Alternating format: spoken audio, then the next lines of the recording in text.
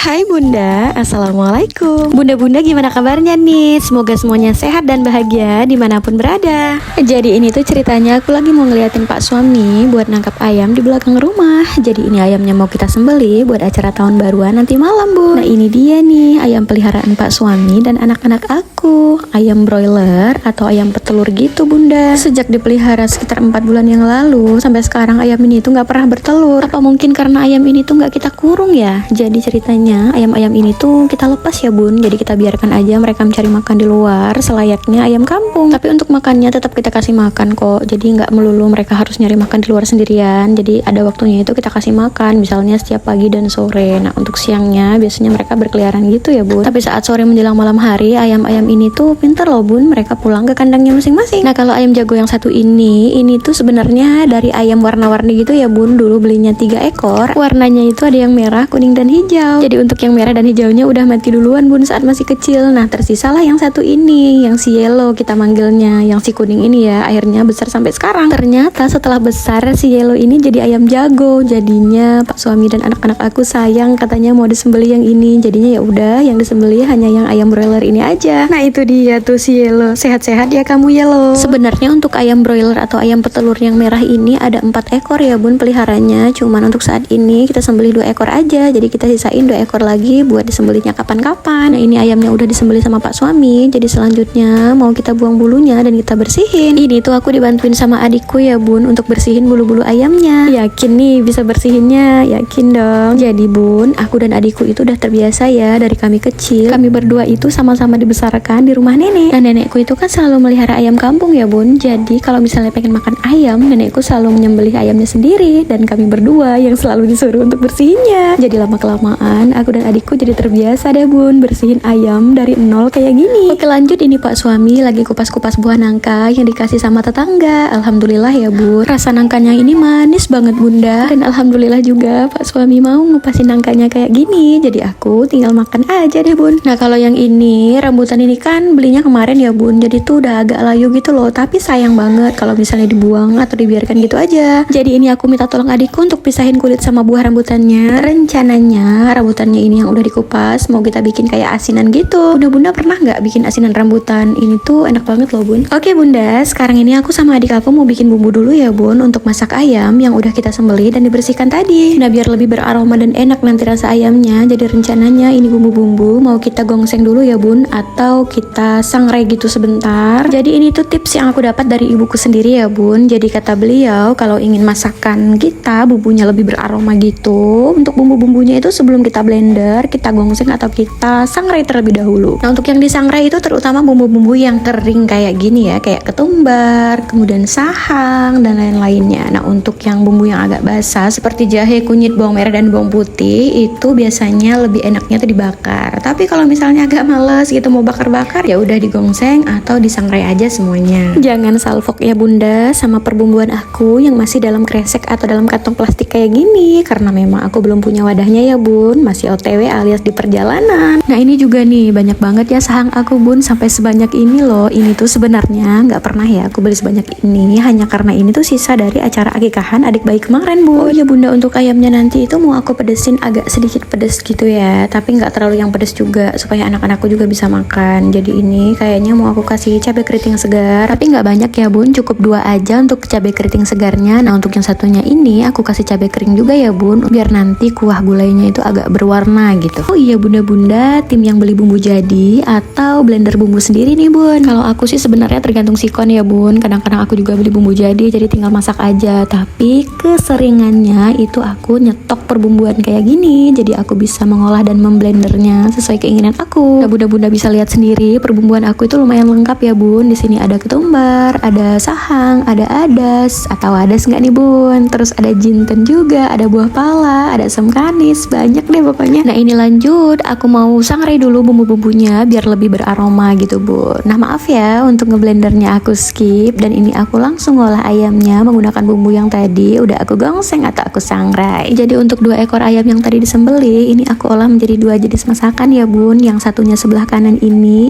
rencananya mau aku ungkep dulu ayamnya untuk dibikin ayam panggang nanti malam. Nah untuk di panci yang satunya itu aku bikin ayam gulai ya Bun untuk menu makan siang. Dan yang aku bikin menu gulai ayam itu tuh yang bagian kayak jeroannya gitu, terus ada kepalanya, ada cekernya. Oh iya, bunda-bunda makan gak nih segala percekeran dan perkepalaan ayam? Bunda-bunda jangan heran ya, aku tuh tipe orang yang pemakan segalanya. Ya ibarat kata kalau semua bagian ayam itu asalkan dia memang bisa dimakan atau boleh dimakan dan halal, itu insya Allah aku bisa dong makannya bun. Ya namanya Allah bisa karena biasa ya. Aku tuh udah terbiasa dari kecil karena tinggal sama nenekku di kampung itu. Nenekku kalau nyembelih ayam ibaratnya semuanya tuh nggak ada yang terbuang gitu loh bun. Tapi di sini kita lagi nggak ngomongin soal bulu ayam, kemudian ada kukunya dan bagian-bagian lain yang memang nggak bisa dimakan ya bunda. Jadi ini memang real yang bisa dimakan. Oke, ini gulai ayam aku udah mateng dan ini aku langsung ambil buat makan siang sama suami dan anak-anak aku bun. Bunda-bunda, sesibuk apapun pekerjaan kita sehari-hari harus sempatkan untuk makan tepat pada waktunya ya.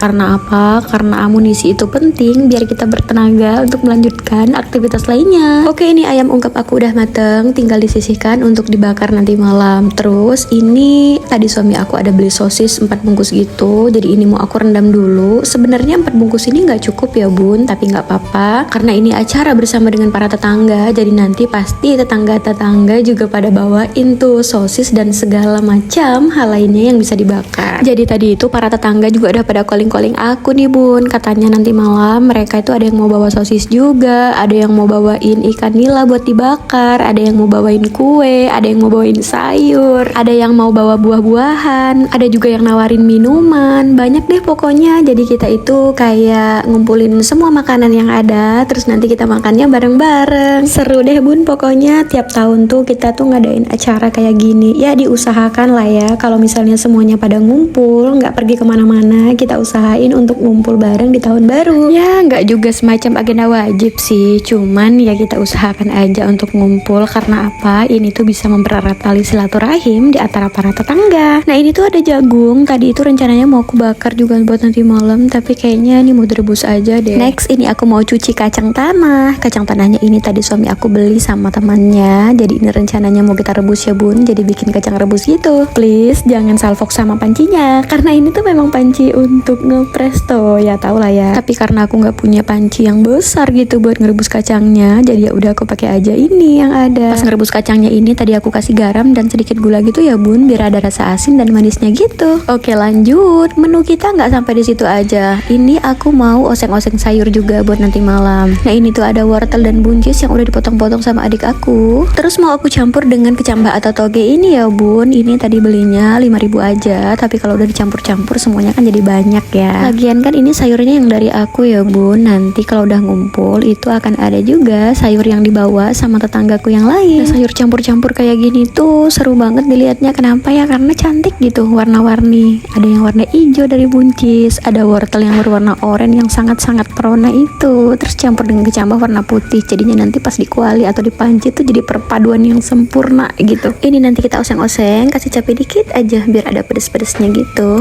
Tapi nggak usah terlalu banyak juga, nanti kasihan juga yang nggak bisa makan pedas ya, karena kan ini untuk dimakan bersama. Kalau ngikutin selera sendiri sih maunya cabenya dikasih agak banyak gitu ya, biar terasa gitu pedasnya. Tapi kan kalau untuk dimakan bersama kita juga harus mikirin seleranya orang lain, jangan cuma seleranya kita sendiri aja. Oke lanjut, ini aku mau cuci-cuci dulu untuk persayurannya, kecambah sama buncis dan wortel yang udah dipotong-potong sama adikku tadi. Oh iya bunda, aku mau tanya nih, kalau bunda-bunda itu termasuk yang kalau misalnya potong sayur itu tuh dipotong dulu baru dicuci, atau dicuci dulu sayurnya baru dipotong-potong? Kalau aku tuh biasanya kayak gini bun, aku potong-potong dulu sayurnya baru abis itu aku cuci. Karena apa? Saat kita motong-motong itu kan ditelenan kadang-kadang ya kotor lagi gitu kan, kena tangan kita, entah apalah yang kita pegang. Selain kita pegang sayur, kadang-kadang kan kita nyambil-nyambil gitu ya. Kalau kerjaan ya tau lah namanya emak-emak kan suka nyambil gitu ya kerjaannya. Aku takutnya sayurnya tuh kotor lagi, jadi biasanya aku tuh dipotong-potong dulu gitu bun, baru dicuci sayurnya. Walaupun ya yang namanya lagi masak atau apapun di dapur itu dikit-dikit cuci tangan, dikit-dikit cuci tangan gitu juga gak sih bun? Kalau aku sih kayak gitu ya.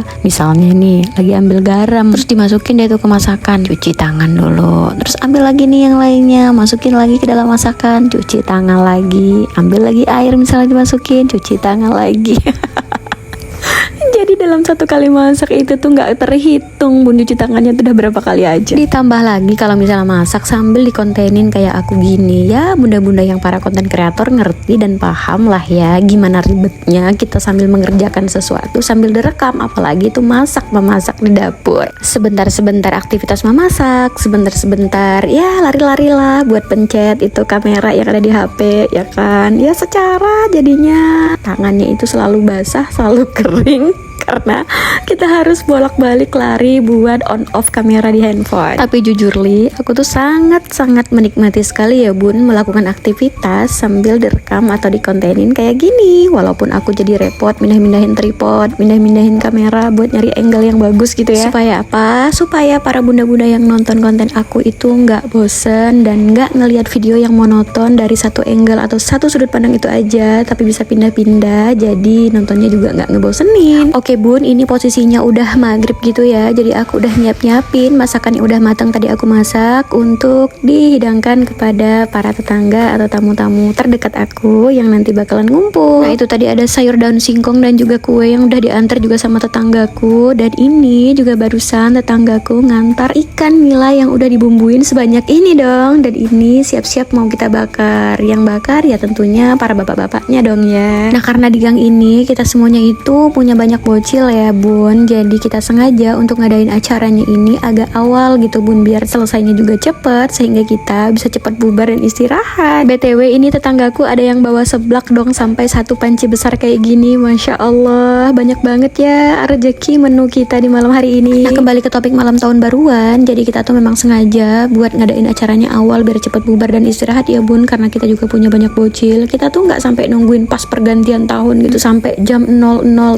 teng gitu ya, enggak sih bun, ya cuman kita ngadain acara bersama biar lebih erat aja gitu silaturahim dan juga rasa kekeluargaan di antara kami semua para tetangga yang ada di gang ini bun. Nah di sini bunda-bunda bisa lihat sendiri kan keriuhan dan juga rasa bahagia di antara kami semua yang ngumpul di malam hari ini. Masya Allah, alhamdulillah aku tuh bersyukur banget ya bun bisa punya tetangga yang baik-baik seperti ini. Meskipun kami semua di gang ini tuh nggak rame, tapi kita semua itu sangat kompak dan rukun. Kalau ada di antara kita warga gang sini yang sakit, kita selalu datang berkunjung dan saling mendoakan. Kalau ada di antara kita yang lagi kesusahan, kita juga selalu saling gotong royong dan saling membantu. Dan kalau di antara kita ada yang sedang merasakan kebahagiaan atau kesuksesan, nah, teman-teman yang lainnya juga ikut mendoakan yang baik-baik untuk saudara-saudara kita yang ada di gang ini. Alhamdulillah ya bun, semoga aja persaudaraan ini bisa erat sampai kapanpun juga. Meskipun kelihatannya kita semuanya pada akur-akur aja, tapi bukan berarti kita semuanya nggak pernah ada gesekan ya bun. Ya mustahil dong bun, kalau misalnya hidup sama-sama manusia terus nggak punya masalah, ya pasti ada lah kan masalah 1-2 hal ya, tapi sejauh ini bisa kita selesaikan dengan baik. Jangankan sama orang lain ya bun, kadang-kadang kita sama keluarga kita sendiri aja seringkali ada masalah-masalah yang membuat kita tuh agak jauh gitu kan dari keluarga kita sendiri. Tapi kalau kita bisa menyelesaikannya dengan baik, berlapang dada, ikhlas memaafkan, terus kalau misalnya yang satu jadi api, yang satunya harus jadi air, insya Allah semuanya akan ada jalan keluarnya. Ya hidup di dunia ini kan sementara ya bun, jadi sayang banget kalau misalnya waktu kita yang singkat di dunia ini kita pakai untuk mengotori hati dengan membenci satu sama lain. Nah, di dalam ajaran Islam juga udah jelas banget ya bun, kita itu sangat dianjurkan untuk berbuat baik sama tetangga. Ya karena apa? Kalau misalnya terjadi sesuatu hal kepada kita, maka yang paling terdekat yang bisa bantuin kita ya siapa lagi kalau bukan tetangga. Semoga sehat-sehat selalu ya para tetangga. Bunda-bunda juga akur ya sama tetangganya. Oke bunda, sampai di sini dulu videoku. Makasih udah nonton. Assalamualaikum.